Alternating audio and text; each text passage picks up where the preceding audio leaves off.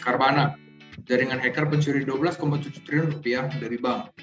Sebuah kelompok cyberkriminal dilaporkan telah mencuri uang sebesar 1 miliar US dollar atau setara dengan 12,7 triliun rupiah dari berbagai bank di setidaknya 25 negara selama 2 tahun terakhir. Aksi kejahatan cyber ini berhasil dibuat Kaspersky pada 15 Februari 2015. Dalam keterangannya, pihak Kaspersky menyatakan jika kelompok ini kerja dengan sistem infiltrasi jaringan, akan malware untuk memata-matai komputer karyawan bank untuk memfasilitasi transfer uang secara besar-besaran. Kelompok cyberkriminal yang bernama Karbana ini juga diketahui bekerja dengan menyuntikkan malware ke komputer lebih dari 100 bank dan membajak sistem e-payment sejak 2013 lalu di 30 negara. Para anggota kelompok ini diduga berasal dari Rusia, Ukraina, dan juga China. Vendor keamanan komputer tersebut mengatakan jika kelompok penjahat cyber ini membutuhkan waktu yang cukup lama, sekitar 2-4 bulan untuk menembus jaringan bank. Mereka meluangkan waktu untuk belajar tentang prosedur internal dan memahami kinerja pegawai bank, hingga kegiatan pencurian mereka dapat berjalan dengan halus. Dalam beberapa kasus, kelompok ini belajar tentang sistem transfer dengan mengintip komputer administrator lewat kamera video.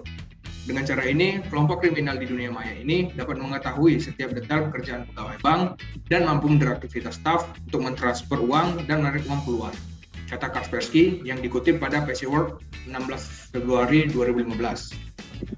Dalam keterangannya, Kaspersky juga menyebutkan jika kelompok ini pernah mencuri uang hingga 10 juta US dollar dalam sekali serangan ke bank. Uang tersebut ditransfer menggunakan sistem e-banking atau sistem pembayaran secara online ke rekening kelompok atau bank lain yang berada di Amerika Serikat atau China.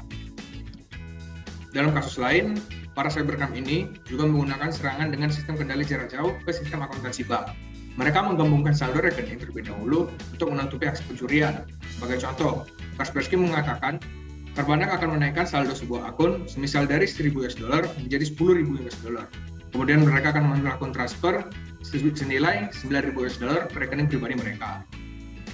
Canggihnya lagi, kelompok ini juga bisa meretas ATM untuk dijadikan sasaran. Karbana dilaporkan bisa memerintahkan mesin untuk mengeluarkan uang pada waktu tertentu dengan kaki tangan mereka yang sudah siap untuk mengambil uang tunai yang telah keluar dari ATM tersebut. Kaspersky masih belum menjelaskan bank mana saja yang telah menjadi korban serangan kelompok ini. Pihaknya hanya mengatakan jika Interpol dan Europol telah turun tangan dalam penyelidikan kasus kejahatan cyber oleh Karbana yang merugikan banyak hal ini. Ada 3 pasal yang akan menghukum bagian Karbana berdasarkan UU dari pemerintah Indonesia, yaitu pasal 30 UU ITE tahun 2008 ayat 3, pasal 31 UU nomor 11 tahun 2008, dan pasal 33 UU ITE tahun 2008. Bunyi pasal 30 UU ITE tahun 2008 ayat 3. Setiap orang dengan sengaja dan tanpa hak atau melawan hukum akses komputer dan atau sistem elektronik dengan cara apapun dengan melanggar, menerobos, melampaui, atau menjebol sistem pengamanan, cracking, hacking, illegal access.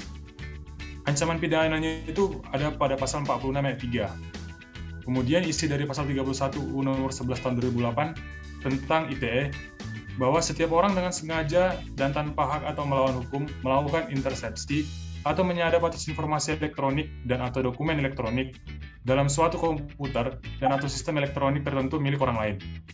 Kemudian yang terakhir ada pasal 33 UU ITE tahun 2008 yang berbunyi, setiap orang dengan sengaja dan tanpa hak atau melawan hukum melakukan tindakan apapun yang berakibat terganggunya sistem elektronik dan atau mengakibatkan sistem elektronik menjadi tidak bekerja sebagaimana mestinya. Oke, menurut kelompok kami tentang kasus pencurian uang dari bank 12,7 triliun oleh kaum Karbana. Nah, kejahatan pembobolan bank yang terjadi selama ini dilakukan oleh oknum-oknum yang mengerti dan paham tentang mekanisme transaksi dan teknis jaringan dalam bank yang dituju sebagai objek pembobolan. Hal ini memungkinkan adanya pihak terafiliasi atau pihak dalam bank yang turut adil melakukan pembobolan bank. Dalam kasus Karbana yang berhasil mencuri uang dari bank menunjukkan lemahnya sistem yang ada. Penjelasan mengenai pengelabuan yang dilakukan Karbana pada bank yang berujung pada penyadapan melalui email dan pelacakan surat elektronik. Dalam kasus tidak jelas dibahas mengenai penjelasan atau penyelesaian yang dilakukan pihak-pihak yang terkait dan dapat dikatakan bahwa kasus Karbana masih menggantung dan tidak memiliki kejelasan padahal kasusnya melibatkan banyak negara. Oke.